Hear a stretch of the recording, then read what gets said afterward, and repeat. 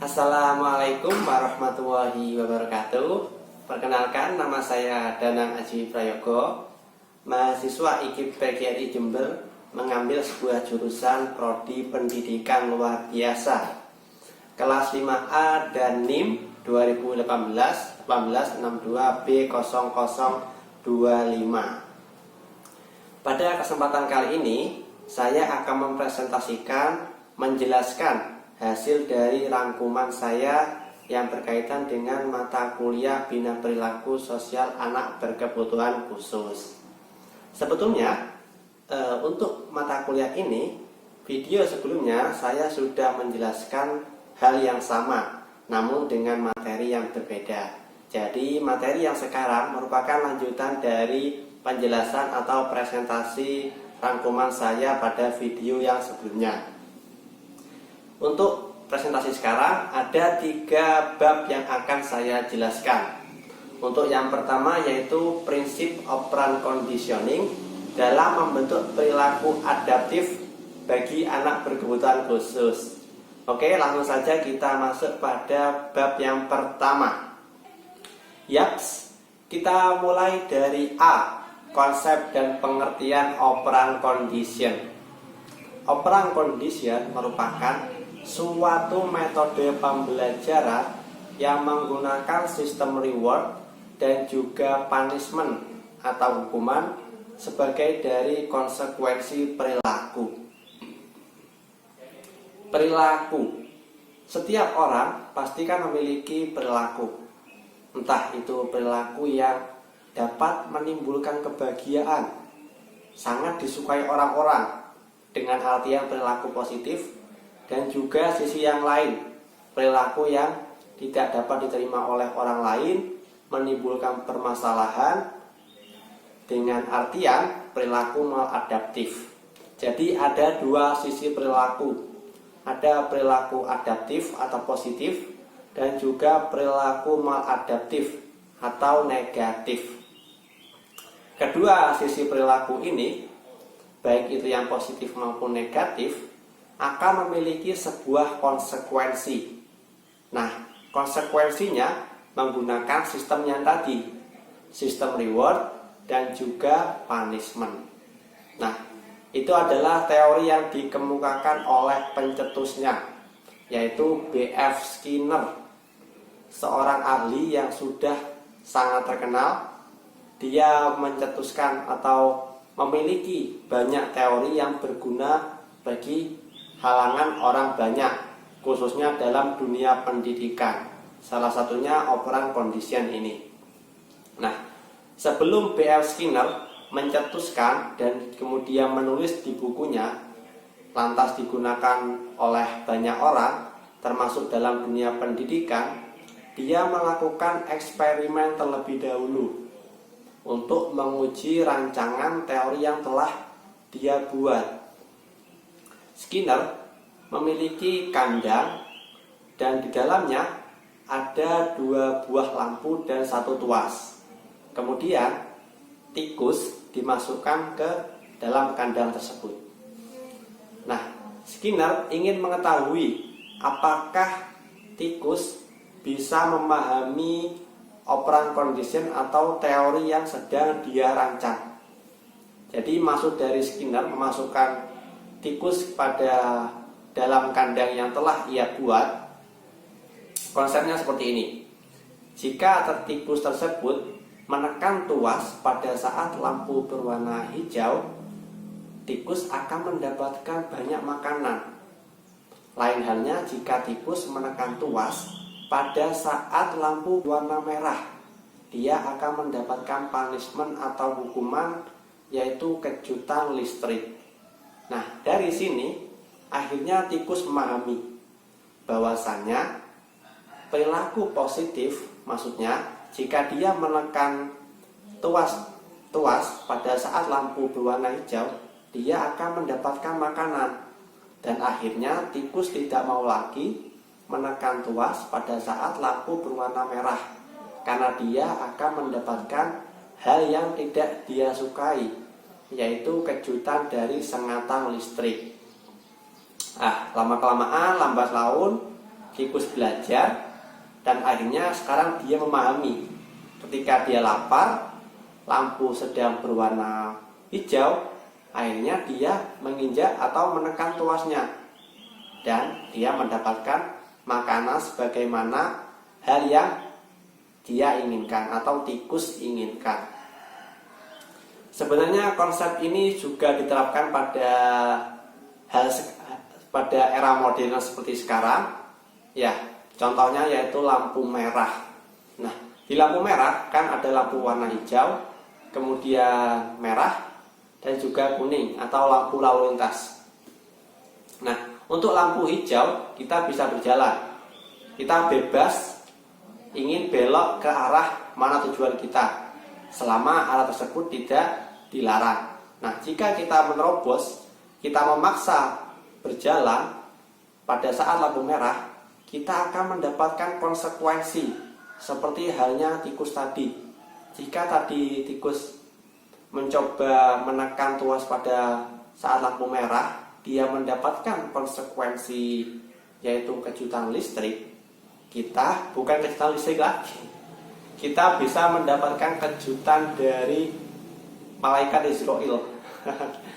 Ya, kita bisa melakukan atau mendapatkan hal-hal yang seperti kita ditabrak, kemudian kita merugikan orang lain. Nah, maka dari itu perilaku positif akan relatif sering diulangi karena dia mendapatkan sebuah hadiah, reward, sedangkan punishment dia akan mendapatkan hal-hal yang tidak disukai.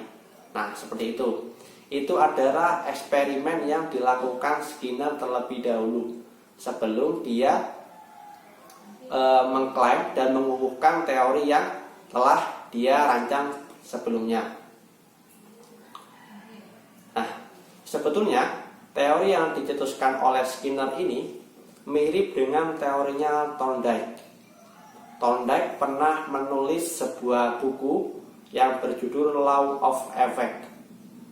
Pada teori Thorndike, dia menyebutkan bahwasanya perilaku yang menghasilkan hal-hal kenikmatan, dia akan sering diulangi.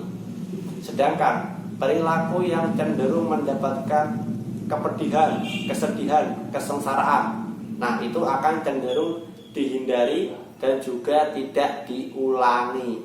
Ya, sebagai contoh,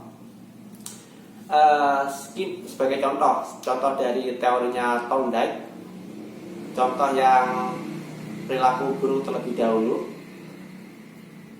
Banyak seorang begal kan sekarang, apalagi era pandemi seperti saat ini, di mana setiap orang merasa kesulitan dalam ekonomi sehingga dia kesulitan untuk memenuhi kebutuhan keluarganya, kebutuhan istrinya, kemudian anak-anaknya. Dia melakukan perilaku yang negatif, ya.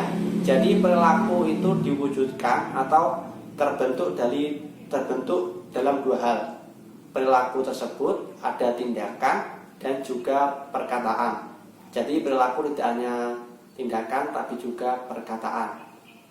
Oke, jadi begal tadi karena masa pandemi seperti sekarang, dia melakukan kegiatan seperti biasanya, kegiatan membegal sepeda motor, mengambil hak yang bukan miliknya. Karena dia tertangkap, dia mendapatkan sebuah punishment, ya, punishmentnya dia dipenjara atau bahkan jika dia sedang apes, tapi juga karena konsekuensinya sih, dia dimasak dan akhirnya paling banyak juga dia sampai meninggal. Nah, dia mendapatkan punishment dari apa yang telah dilakukan. Nah, jika beruntung dia dipenjara, kemudian dia belajar bahwasannya perilaku negatif seperti begal itu tidak boleh. Jadi dia menghindari pada ketika dia bebas nanti. Jadi itu adalah contoh dari perilaku negatif atau perilaku yang menimbulkan kepedihan tidak akan diulangi. Contoh dari teorinya Thorndike. Sedangkan hal yang menimbulkan kenikmatan, kebahagiaan pasti akan diulangi.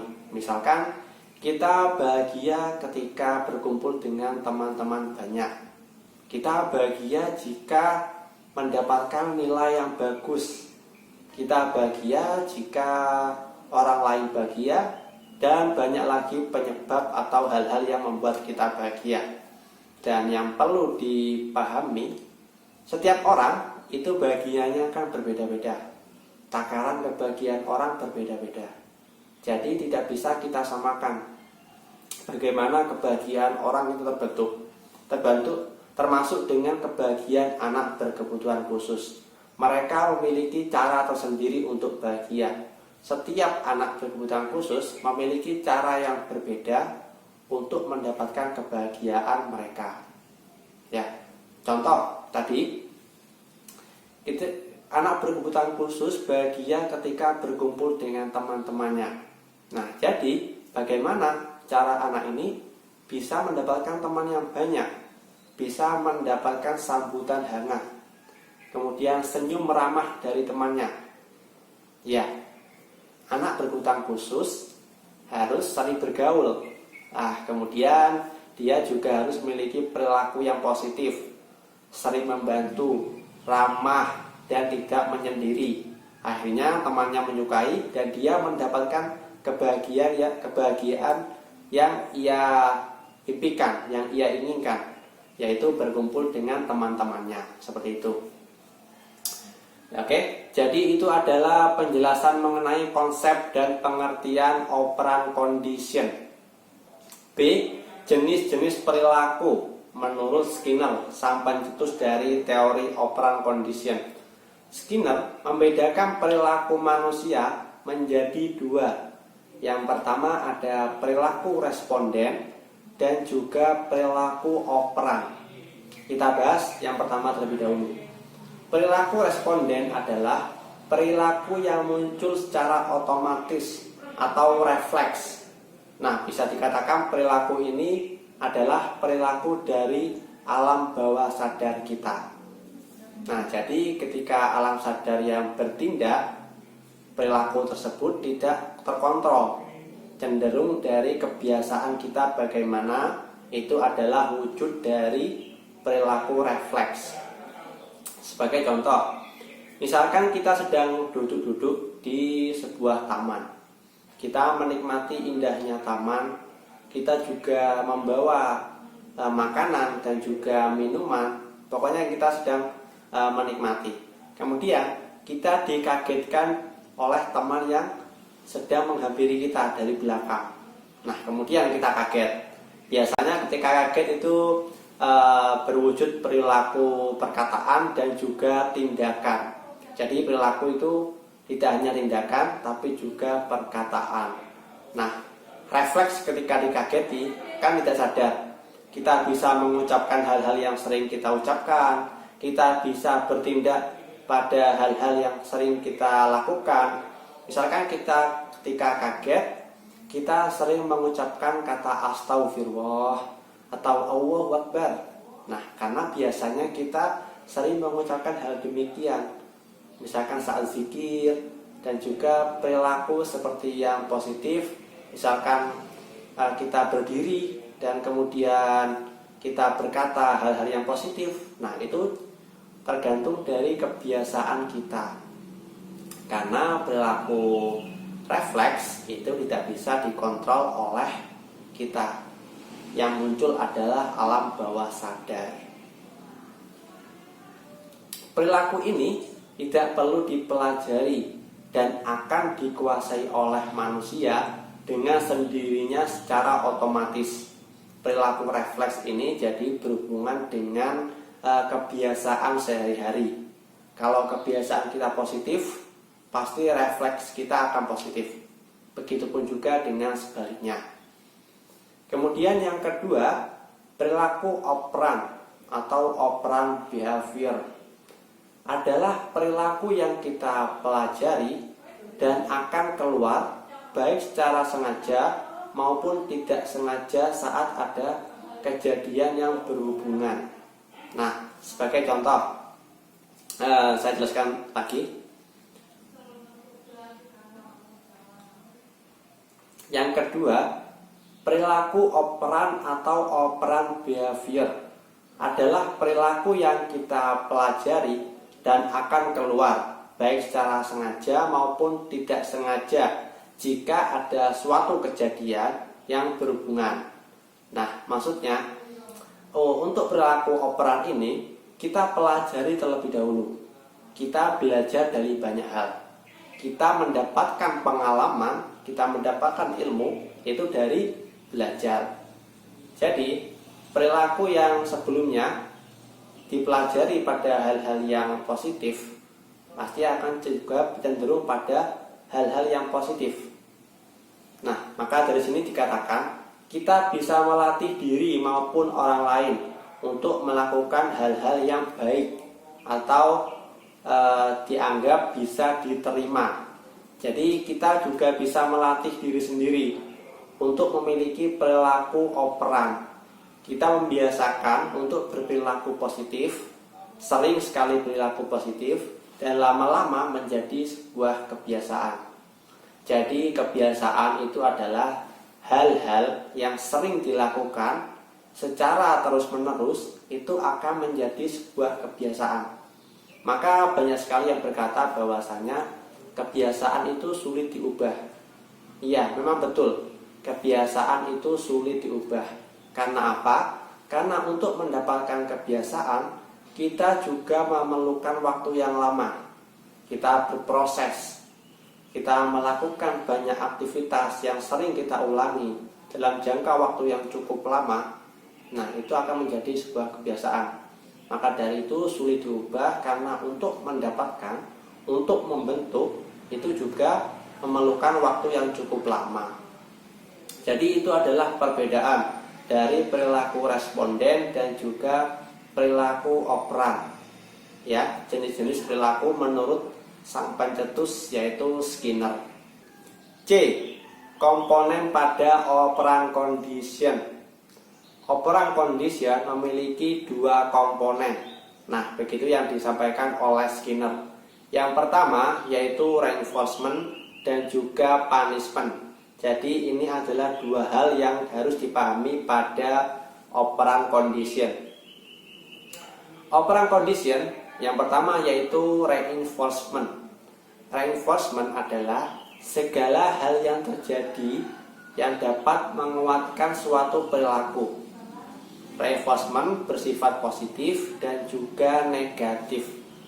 Jadi, jika seorang guru ingin mengubah perilaku anak berkebutuhan khusus yang buruk, misalkan ada anak berkebutuhan khusus tunalaras. Nah, dia sering memukul temannya atau lebih suka mengolok-olok temannya, kemudian berbicara kasar.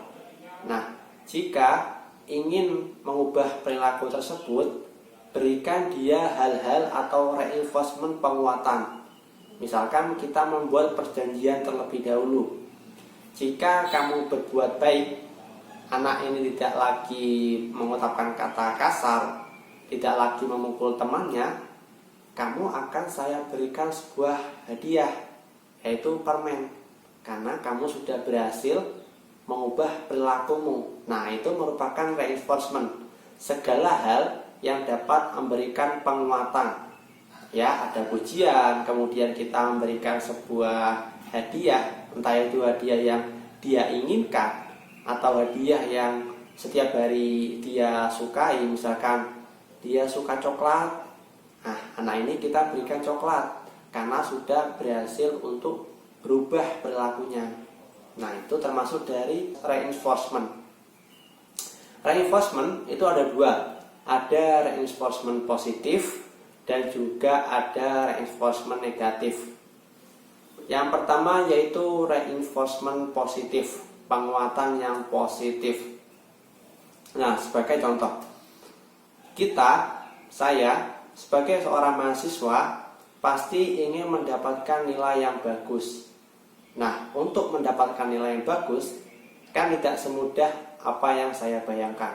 Saya tidak hanya semudah datang kuliah, duduk, tidak ramai, patuh terhadap dosen untuk mendapatkan nilai A, tapi saya tidak mengerjakan. Nah, kan pasti saya tidak akan semudah itu mendapatkan nilai yang saya inginkan. Maka dari itu, setelah mahasiswa mendapatkan kontrak kuliah, dia akan mendapatkan sedikit pembelajaran dari dosennya, bahwasanya untuk mendapatkan nilai A, Anda harus seperti ini, seperti ini, seperti ini. Nah, kemudian mahasiswa ini memahami. Kemudian dia sering masuk, melakukan absensi secara penuh, tidak pernah titip absen, dan juga mengerjakan tugas UTS, tugas UAS, tugas harian, kemudian observasi dengan yang baik, memberikan laporan, kemudian presentasi dengan sungguh-sungguh. Dia memahami segala teori dan bagaimana praktik dari teori tersebut.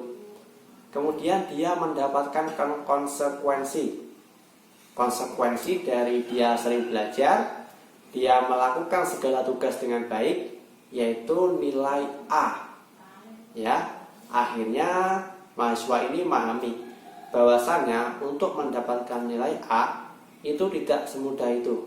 Dia harus berproses, dia harus berusaha untuk mendapatkan nilai tersebut, dia harus berusaha keras agar mendapatkan nilai A. Jadi konsekuensinya adalah dia memahami untuk mendapatkan nilai A itu perlu perjuangan ataupun usaha. Selain itu dia juga mendapatkan reinforcement positif dari dosen, dari usaha yang dia lakukan, perilaku positif yang dia lakukan. Dia mendapatkan pujian, kemudian dia mendapatkan nilai A, dan beberapa apresiasi lain atau reinforcement lain kepada mahasiswa ini, karena dia sedang berusaha dan dosen menginginkan anak ini agar tetap dalam bentuk seperti ini. Jadi diberikan sebuah reinforcement positif. Lalu apakah ada reinforcement negatif? Ada. Reinforcement negatif adalah suatu hal yang dilakukan untuk menghentikan perilaku negatif yang dihadapi. Ya. Jadi konsep dari reinforcement negatif yaitu misalnya anak berkebutuhan khusus tantrum di kelas dengan berteriak dan menjambak tangannya.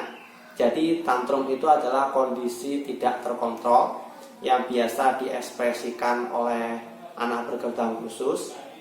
Sebagai contoh, anak autis, dia tantrum bisa menyakiti diri sendiri dan juga bisa untuk menyakiti orang lain. Nah, kemudian anak berkebutuhan khusus memiliki perilaku yang negatif kan? Nah, kemudian caranya guru memberikan sebuah snack untuk menghentikan perilaku negatif seperti itu. Perilaku tantrum diberikan snack agar anak ini tidak lagi tantrum. Nah, hal tersebut bagaikan dua sisi mata uang. Ada sisi positif dan juga ada sisi negatif. Nah, apa maksudnya? Misalkan ya, tadi kan anak ini diberikan snack. Nah, jika guru tidak memiliki snack, anak ini pasti akan tantrum lagi. Nah, jika diberikan, anak ini tidak tantrum. Jadi penanganan yang diberikan itu salah, hanya mengandalkan sebuah snack. Harusnya dia mendapatkan konsep dari operant condition yang benar, yaitu mendapatkan punishment karena dia mendapatkan respon negatif, ya. Jadi reinforcement negatif itu bagaikan dua sisi mata uang. Yang kedua yang perlu dibahas yaitu punishment. Punishment adalah segala hal yang mengurangi terjadinya suatu perilaku, ya, atau konsekuensi akibat hukuman. Misalkan kita suka mencuri, akibatnya tangan kita dipotong jika itu ada di Arab, dan kemudian kita sering dipukul oleh orang tua kita karena perilaku tersebut salah dan bisa membuat tercemar nama keluarga. Nah, kita bisa dipukul. Nah, itu termasuk dari punishment. Yang A, punishment positif. Punishment positif adalah suatu usaha yang dilakukan untuk mengurangi terjadinya perilaku dengan melemahkan respon. Contohnya adalah menghukum anak dengan memukul ringan di bagian tubuhnya karena ia berperilaku tidak baik di depan umum. Ya, seperti contoh yang tadi saya ungkapkan. Kemudian yang B, punishment negatif. Punishment negatif juga dikenal sebagai punishment by removal atau punishment yang menghapus atau menyingkirkan segala benda atau suatu apapun yang dapat memicu perilaku negatif. Sebagai contoh, anak ini suka sekali bermain basket. Nah, di dalam kelas ada benda yang menyerupai basket, misalkan globe. Nah, anak berkebutuhan khusus ini di dalam kelas sering membuat kerusuhan dengan cara memainkan basket saat pembelajaran. Nah, kemudian sang guru memberikan punishment dengan cara menyita globe yang menjadi benda kesukaannya karena mirip dengan basket, ya, hobinya kan basket. Kemudian guru menyita dengan catatan atau dengan harapan anak ini tidak lagi melakukan perilaku yang salah. Jadi globenya diambil, seperti itu. D, aplikasi operant condition pada kehidupan sehari-hari. Operant condition sebetulnya tidak hanya bisa diterapkan ketika pada suatu metode pembelajaran, misalkan pembelajaran ada di sekolah. Maksud dari pembelajaran itu juga berlaku ketika di rumah dan beberapa konteks yang lainnya. Misalkan ketika di sekolah ada anak yang aktif, seorang siswa ini aktif, dia sering berpartisipasi ketika diskusi, dalam praktikum, dan rajin mengerjakan tugas serta tidak membuat keonaran. Nah, anak ini diberikan konsekuensi positif, yaitu anak ini tidak diberikan PR. Nah, karena bentuk dari perilakunya tadi, perilaku yang positif saat ada di kelas.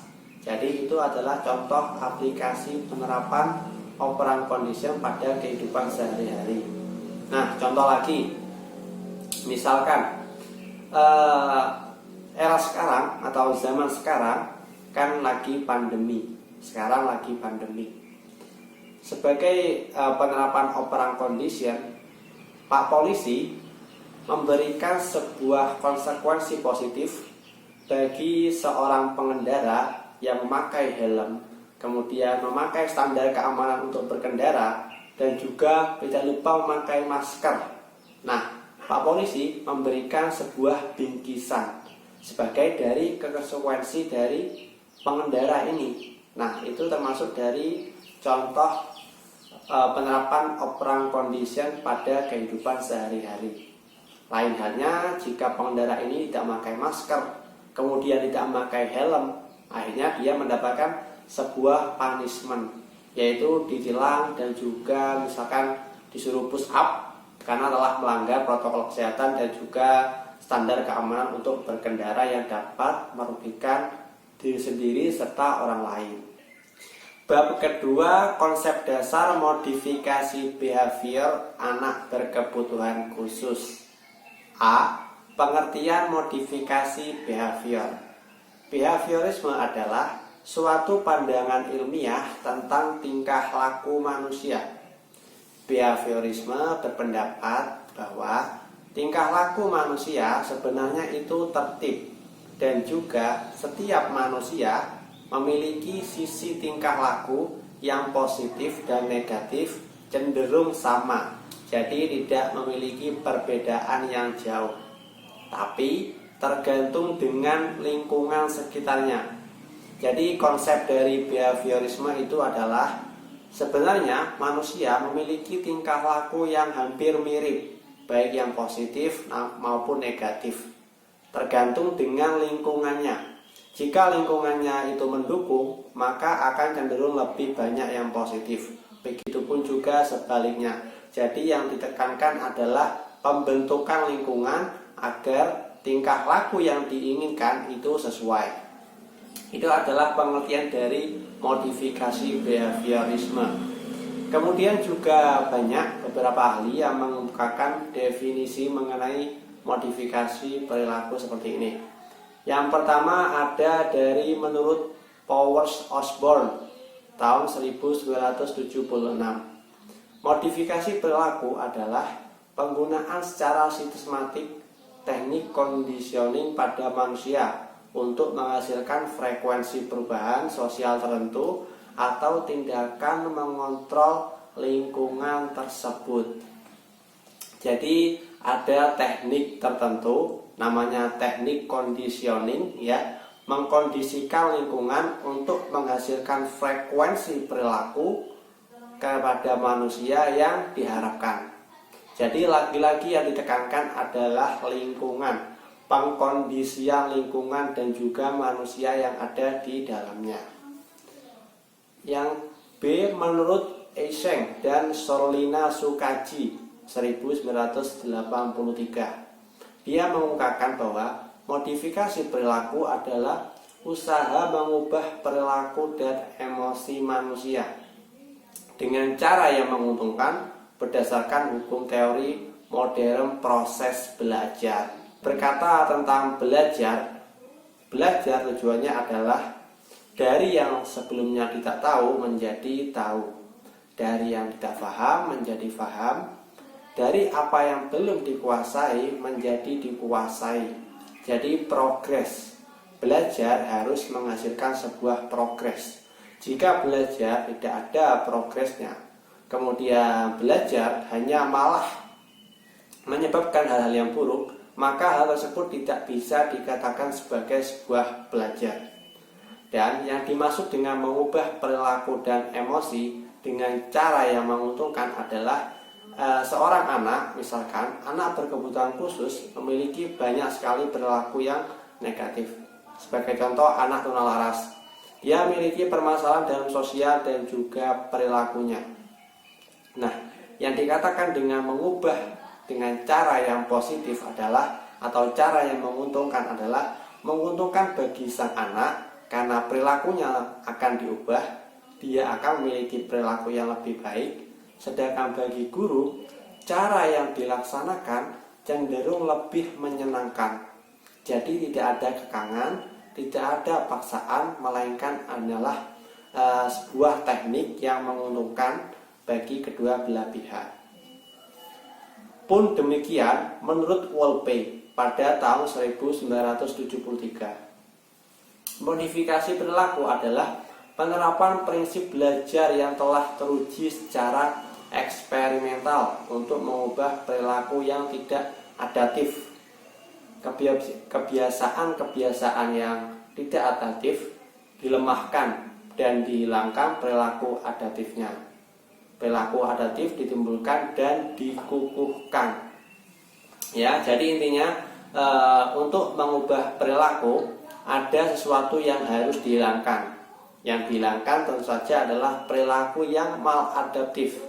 Perilaku yang positif diperhatikan, dipertahankan dan dikukuhkan. Sedangkan perilaku yang maladaptif itu harus dibuang terlebih dahulu. Dibuang, diubah dan diganti dengan perilaku adaptif yang lainnya. B. Sejarah modifikasi behavior. Ya. Setiap teori ataupun setiap benda yang ditemukan, yang dicetuskan oleh seorang penemu, seorang ahli, pasti di belakangnya memiliki sebuah sejarah, memiliki sebuah kisah.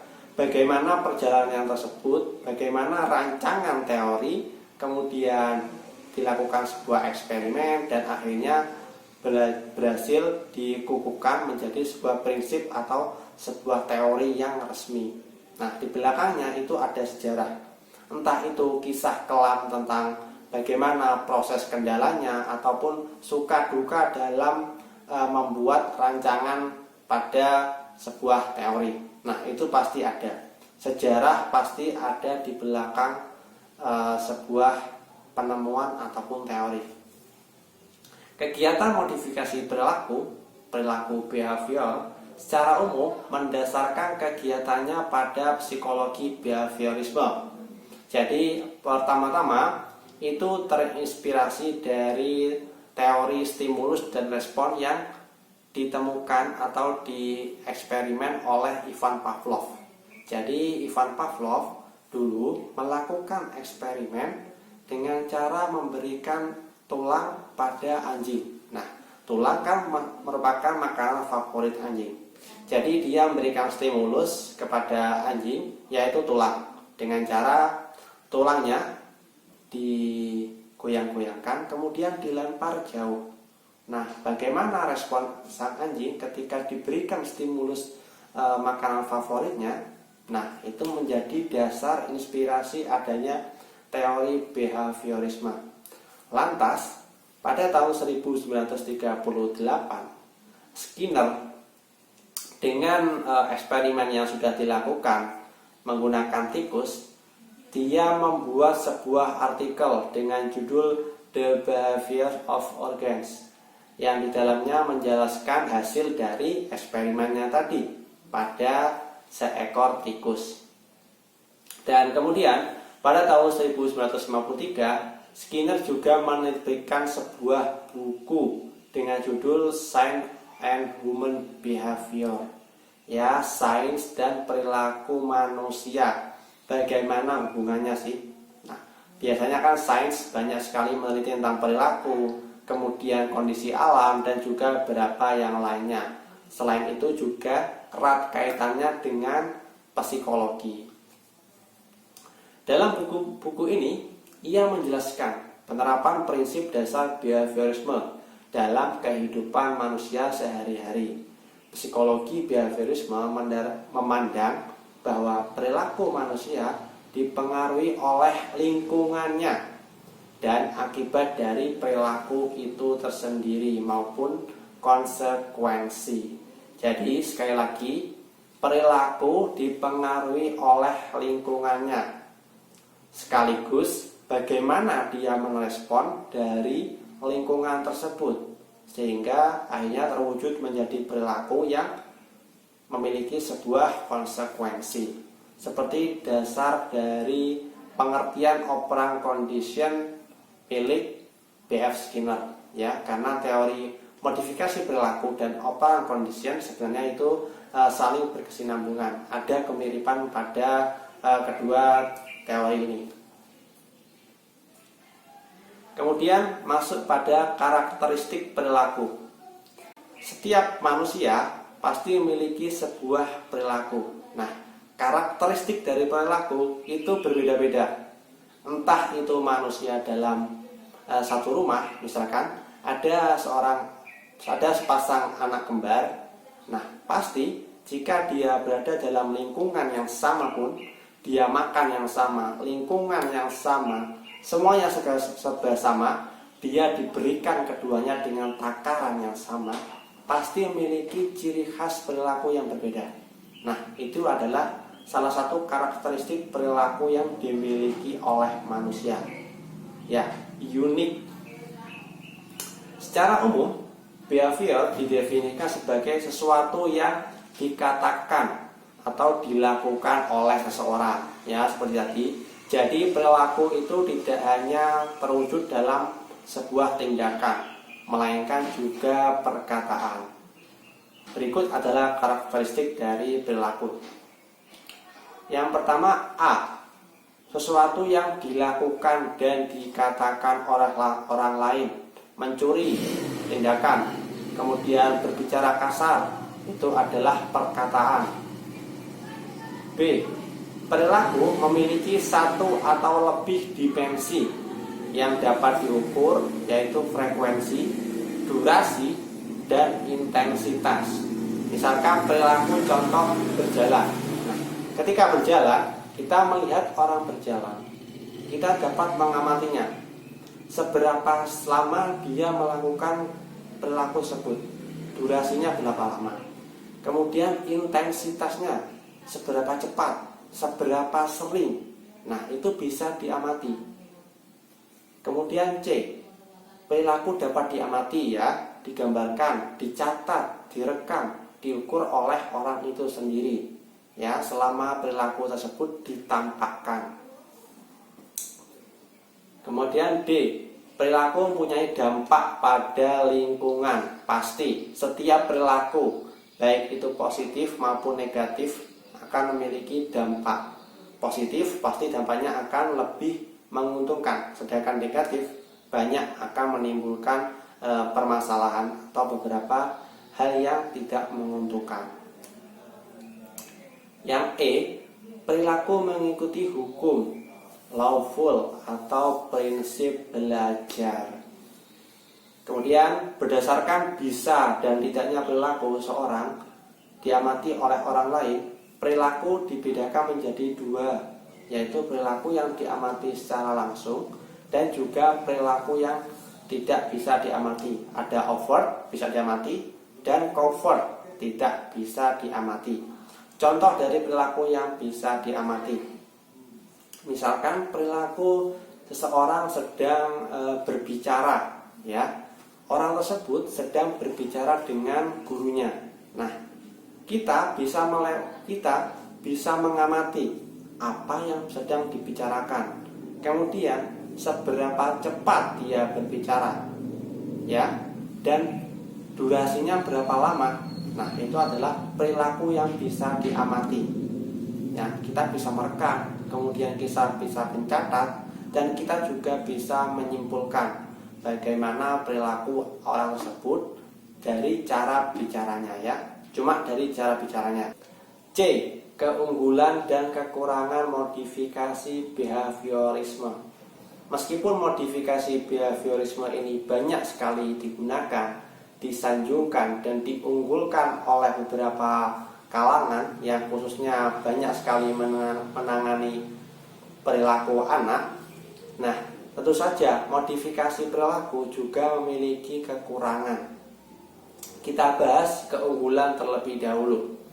Yang satu, langkah-langkah dalam modifikasi perilaku direncanakan terlebih dahulu, dan rencana tersebut dimintai persetujuan individu terlebih dahulu. Jadi misalkan saya seorang guru, calon seorang guru.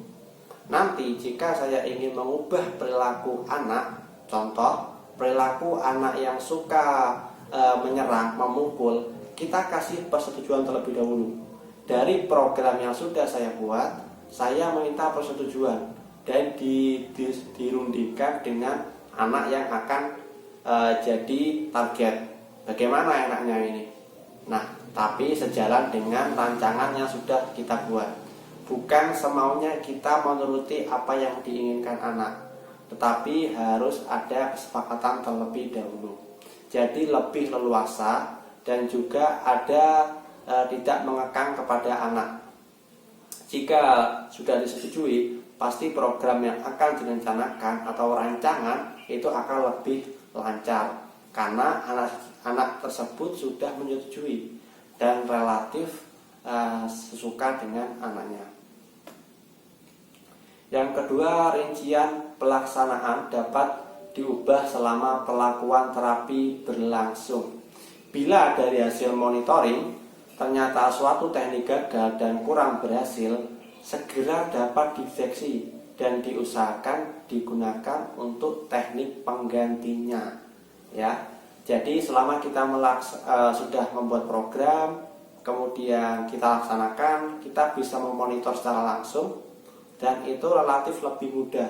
Sehingga jika rancangan program yang sudah dibuat tidak berjalan dengan lancar, plan B yang sudah disiapkan bisa digunakan. Nah, itu salah satu keunggulannya juga.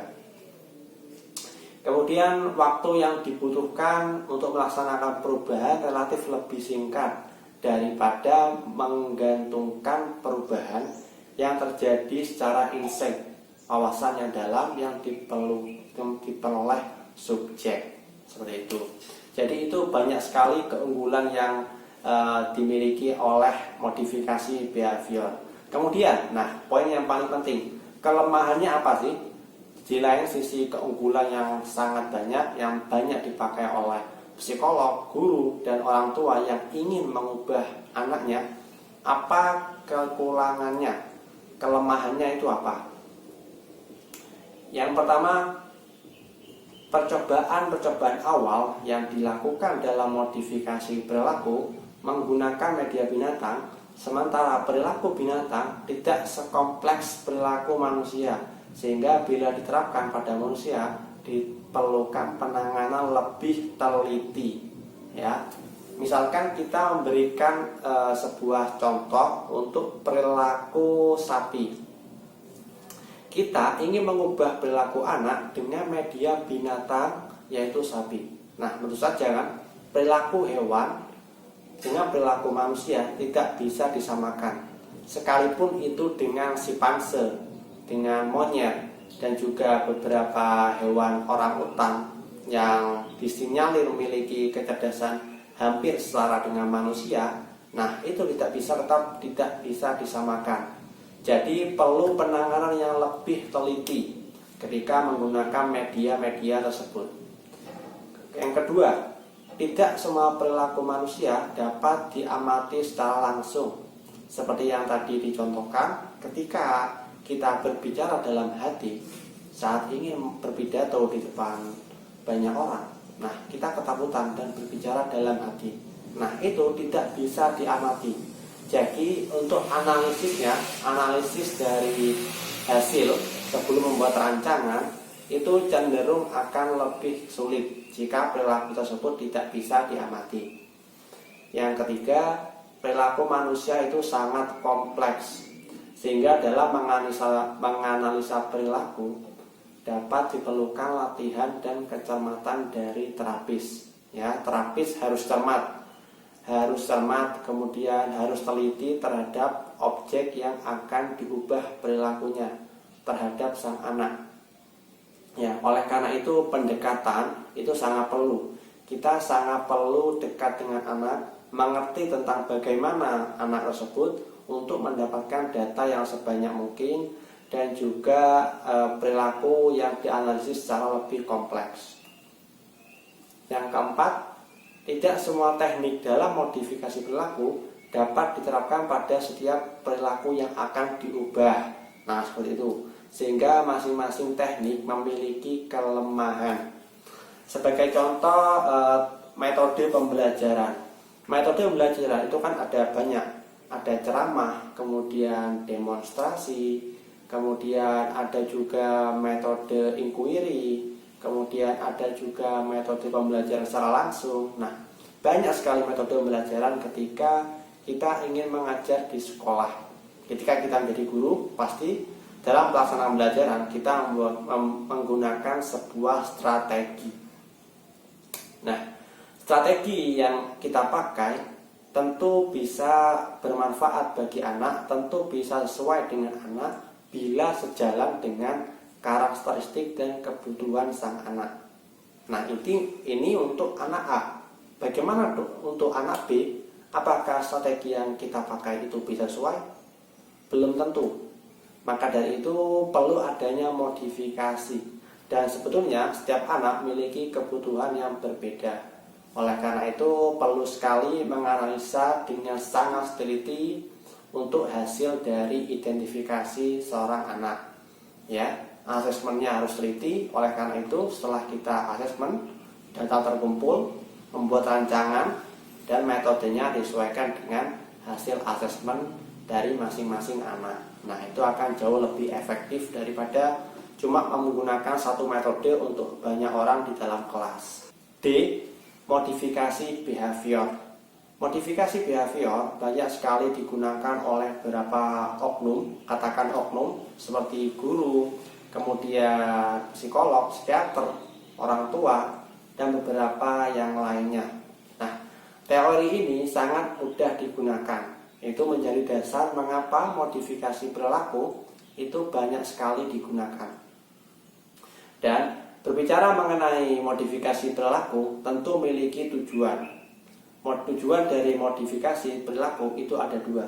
Yang pertama, untuk mendukung dan mempromosikan perilaku-perilaku yang adaptif. Ya, perilaku yang positif dari anak itu kita dukung, kita apresiasi agar perilaku tersebut berkembang dan juga minimal dipertahankan oleh sang anak.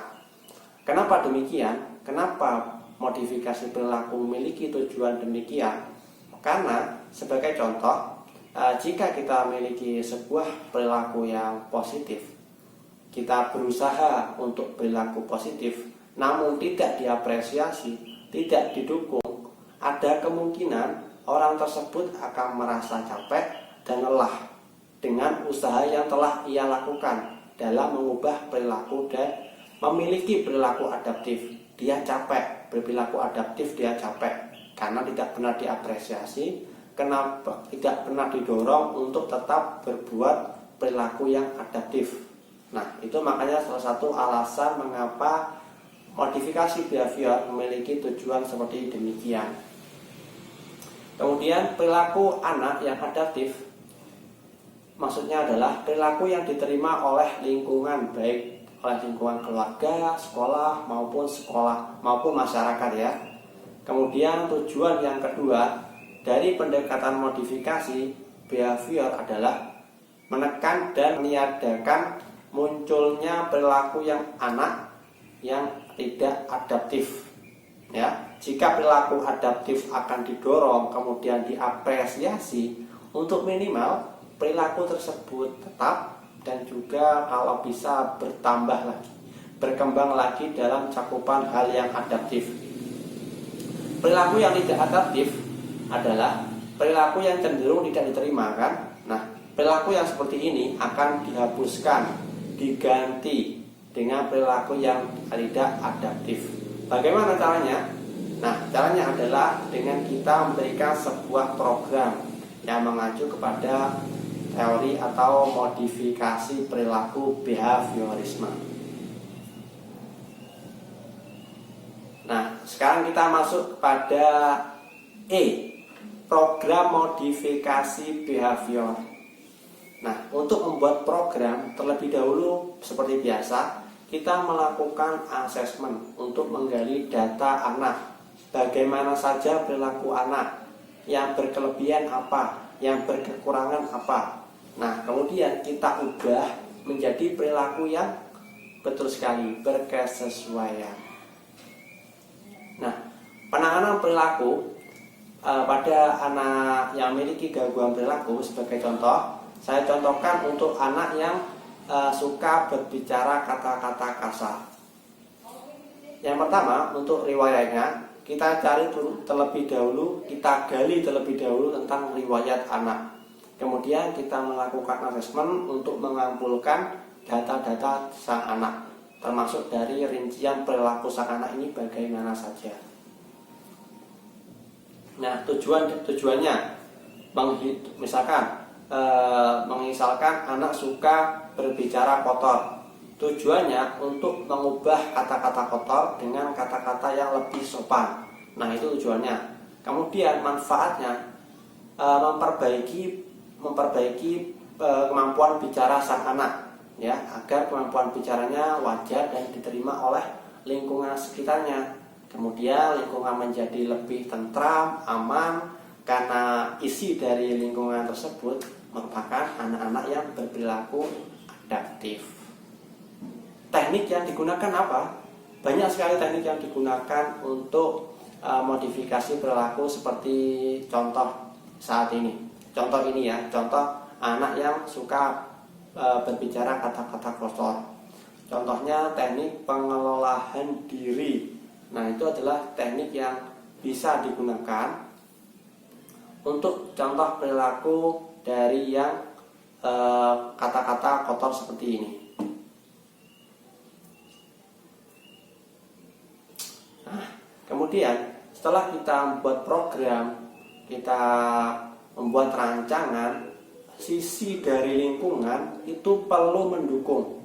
Jadi tidak hanya program yang kita buat, sedangkan lingkungan kita abaikan, melainkan lingkungan juga kita ciptakan, kita setting agar bisa mendukung untuk perubahan sang anak. Nah, maka itu dikatakan mengubah lingkungan fisik sedemikian rupa sehingga perilaku yang tidak dikehendaki sulit atau tidak mungkin dilaksanakan. Nah, kenapa? Karena lingkungan fisik itu sudah disetting, sehingga diatur agar anak ini tidak memiliki change, tidak memiliki kesempatan untuk berbuat perilaku yang seperti tadi, perilaku berkata-kata kotor. Kemudian mengubah lingkungan sosialnya sedemikian rupa sehingga lingkungan sosial tersebut mengontrol perilaku subjek. Paling tidak diharapkan tidak menimbulkan godaan untuk kembali melakukan perilaku yang maladaptif. Ya, lingkungan fisik, kemudian lingkungan sosial, dia bergabung atau bermain dengan siapa saja, kemudian orang tuanya, pergaulannya, teman-temannya lah. Nah, itu harus diubah agar tidak menimbulkan atau tidak diharapkan menimbulkan godaan agar anak ini kembali pada perilaku maladaptif yang akan diubah. Bab yang ketiga, modifikasi perilaku anak berkebutuhan khusus. Ya, sebenarnya isinya hampir mirip dengan bab yang kedua, bab sebelumnya. Hanya saja ada beberapa subbab, poin yang tidak dibahas pada bab yang kedua. Kita mulai dari prinsip dasar modifikasi perilaku. 1. Prinsip conditioning. Ya, dari kata conditioning, pengkondisian.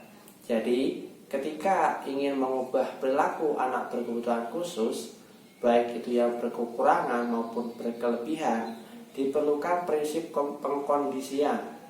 Dari lingkungan sosial, lingkungan fisik, itu harus diubah, dikondisikan agar mendukung setting dari program perancangan yang telah dibuat untuk anak. Tujuannya yaitu perubahan perilakunya. Yang kedua, ada prinsip conditioning respon. Respon yang diberikan itu harus positif. Ada respon reflektif dan juga ada respon operan. Untuk respon refleks itu berarti ketika tadi misalkan dikagetkan, kemudian tidak sengaja memegang panci yang panas, nah itu diharapkan juga memiliki respon yang positif. Selain respon conditioning operannya juga. Ya, jadi ada prinsip conditioning, conditioning respon, dan pengkondisian operan. Lanjut di perilaku anak berkebutuhan khusus. Perilaku anak berkebutuhan khusus itu sangat beragam, sangat banyak. 1. Tipe anak kebutuhan khusus, klasifikasi anak berkebutuhan khusus, misalkan tunanetra.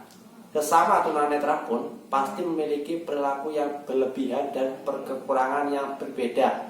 Apalagi jika tunanetra disandingkan dengan misalkan autis. Tentu saja perilakunya banyak sekali perbedaannya. Nah, kita bahas mulai dari perilaku yang berkelebihan. Perilaku berkelebihan itu bukannya positif ya. Nah, pertanyaan tersebut sering sekali terdengar. Perilaku yang berlebihan itu bukan berarti perilaku yang positif saja. Misalkan kita sedang makan.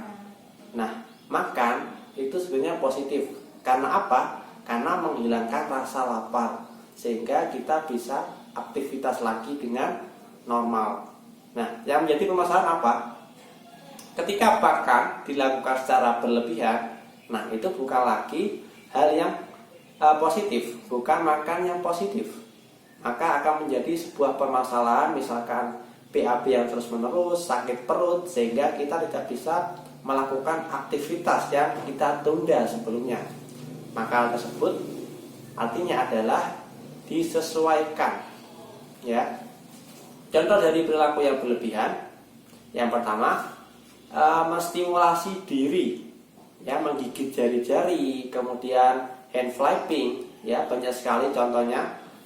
Saya sendiri sering mengetahui ketika observasi maupun mengunjungi SLB, banyak sekali anak-anak yang melakukan aktivitas terkait dengan dirinya sendiri, ya, seperti tadi mengepak-ngepakkan tangan seperti ini, kemudian menggigit jari sampai jarinya terluka, kemudian juga iseng-iseng untuk atau melakukan aktivitas seperti memutar-mutar rambutnya, seperti itu banyak sekali perilaku berlebihan. Tantrum juga termasuk. Tantrum bisa berujung menyakiti diri sendiri, menjerit, mengamuk, memukul. Nah, banyak sekali. Mencakar juga termasuk, menggigit. Itu adalah contoh perilaku yang berkelebihan. Sedangkan perilaku berkekurangan itu apa? Nah, perilaku yang berkekurangan itu adalah perilaku yang biasanya perilaku yang tidak bisa dilakukan oleh orang tersebut sebagaimana pada mestinya, sebagaimana pada umumnya. Sebagai contoh, anak usia 5 tahun harusnya dia sudah mengetahui minimal 7 kosakata, sedangkan dia hanya bisa 1 atau bahkan 1 atau 2 tersebut dengan kurang tepat. Nah, itu adalah contoh perilaku yang berkekurangan, khususnya dalam hal bahasa bicara ya. Kemudian sosialnya menganggap orang itu sebagai benda, bukan hanya sama dengan dirinya sendiri. Kemudian bermain putar-putar roda mobil-mobilan, kemudian memiliki sifat seperti kanak-kanak meskipun dia dewasa, namun konsepnya dia memiliki sifat seperti anak-anak pada umumnya. Umurnya 20 tahun, pikirannya masih 7 tahun. Nah, itu adalah contoh perilaku berkekurangan. Kemudian hanya bengong ketika dikritiki, kemudian tertawa tidak pada tempatnya. Nah, untuk kasus seperti hanya bengong saat tidak dikritiki atau tidak bisa merasakan sensasi stimulus, itu biasanya diperlukan sebuah terapi seperti okupasi dan sensori integrasi. Ada alat yang namanya brushing. Nah, brushing ini digunakan untuk anak yang tidak bisa merasakan adanya sentuhan, kemudian tidak bisa membedakan mana benda kasar, benda halus, dan juga tidak bisa merasakan sensasinya. Dicubit itu bagaimana sih? Nah, itu salah satu manfaat dari brushing atau sensori integrasi yang juga dapat digunakan untuk perilaku-perilaku berkekurangan seperti contoh tersebut. Pembahasan selanjutnya, jenis-jenis terapi perilaku. Adapun jenis-jenis terapi perilaku diantaranya yang pertama, terapi perilaku kognitif, yaitu metode pengobatan atau intervensi yang didasarkan pada pikiran dan perasaan yang menyebabkan perilaku tertentu dan gangguan jiwa. Ya, banyak sekali seorang dokter kemudian terapi. Ya, saya cukup sering berbicara dengan seorang terapi, ada berapa, dan juga dukun-dukun yang biasa ada di desa. Nah, banyak sekali kan yang konsultasi pada beliau. Beliau mengatakan bahwasanya satu masalah atau banyak masalah itu bersumber pada satu, ya. Banyak masalah, banyak apapun masalah, banyak apapun penyakit, itu cuma bersumber pada satu, yaitu pikiran. Jadi jika kognitif, pikiran kita bisa tenang, kita bisa mengontrol dengan baik, tidak melakukan atau memikirkan aktivitas-aktivitas yang di luar hal yang tidak perlu, itu aman-aman saja. Jadi banyak sekali penyakit yang disebabkan oleh pikiran. Jadi hubungannya dengan perilaku kognitif kita, bagaimana cara pola pikir kita. Kemudian B, analisis perilaku terapan, yaitu metode pengkondisian yang menggunakan cara positif untuk mengubah perilaku klien. Jadi lebih ke arah ke reinforcement yang positif, bukan hanya hukuman atau pengobatan. Ya, yang terakhir teori pembelajaran sosial. Bagaimana hubungan anak ini dengan lingkungan sekitarnya. Dia belajar untuk mengubah perilaku dari lingkungan sekitar atau lingkungan sosial. Sebenarnya kita itu banyak belajar dari lingkungan sosial, bukan hanya dari teori yang kita baca dari buku atau dari beberapa media yang lainnya. Oke, kita punya teori, tapi jika kita tidak praktek, kita tidak melakukan atau tidak mengetahui bagaimana kondisi di lapangan, nah itu akan nol. Jadi harus ada keseimbangan antara apa yang sudah kita pahami dengan apa yang terjadi di lapangan. Itu harus ada match, ya, harus menyatu. Kemudian macam-macam teknik perilaku behavior. Ada penguatan positif, ya, penguatan positif merupakan memberikan penguatan yang menyenangkan setelah tingkah laku yang diinginkan itu tampil. Kemudian ada kartu berharga, bertujuan untuk mengembangkan perilaku adaptif melalui pemberian reinforcement dengan token. Ketika tingkah laku yang diinginkan cenderung menetap, pemberian token dikurangi secara bertahap. Jadi token itu jika diibaratkan seperti stimulasi.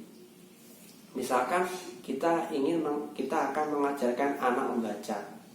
Terlebih dahulu pasti awal-awal anak tersebut akan banyak sekali membutuhkan bantuan kita, banyak sekali membutuhkan dorongan.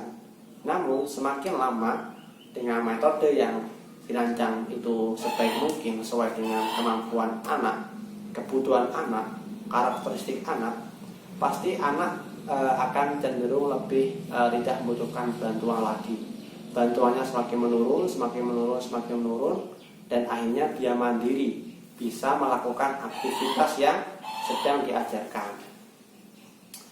Kemudian ada sistematis, asertif, teknik flooding, reinforcement teknik, modeling, kognitif, manajemen, dan beberapa teknik yang lainnya.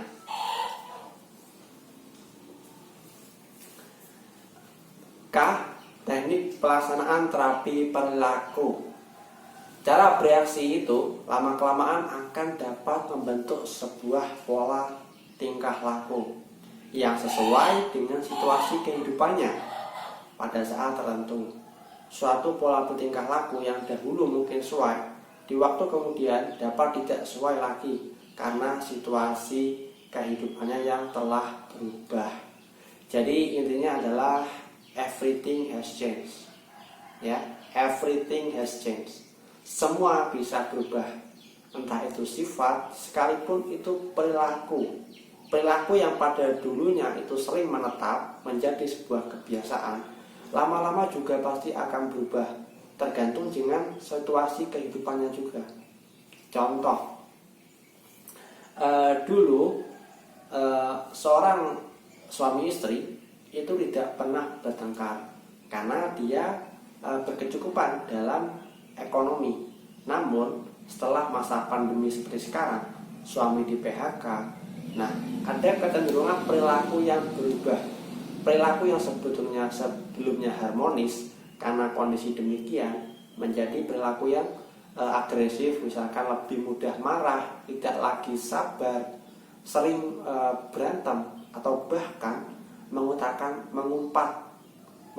kata-kata kasar karena permasalahan ekonomi tadi. Nah, itu menjadi dasar bahwa perilaku itu bisa berubah tergantung juga dengan situasi kehidupan. Nah, seperti itu. Jadi kesimpulannya adalah konsep terapi perilaku ialah semua tingkah laku atau tindakan kelakukan seseorang yang dilihat dari situasi atau stimulusnya untuk membantu individu mengubah perilakunya agar dapat memecahkan masalah baik dilihat, didengar, dirasakan orang lain ataupun diri sendiri. Jadi kelakuan seorang itu kan dapat dilihat. Nah, kemudian kelakuan pasti tidak akan muncul dengan sendirinya. Tidak mungkin ada api jika tidak ada asap. Pun demikian dengan perilaku. Ada stimulus yang mempengaruhi. Meskipun stimulus bersifat netral, Tapi stimulus jika diberikan secara terus-menerus, kemudian lingkungan sosialnya itu terbentuk untuk mempengaruhi seorang perilaku, seorang anak terhadap perilakunya, pasti akan adanya perubahan. Nah, jadi seperti itu. Oke, demikian presentasi yang dapat saya jelaskan, dan mohon maaf bila banyak sekali kata-kata yang salah dan pembawaan yang kurang berkenan. Saya menyadari bahwa masih banyak sekali kekurangan pada video kali ini, dan semoga apa yang saya jelaskan dapat memberikan manfaat dalam menambah ilmu pengetahuan, wawasan, dan juga beberapa pengalaman yang lainnya. Sekian, wassalamualaikum warahmatullahi wabarakatuh.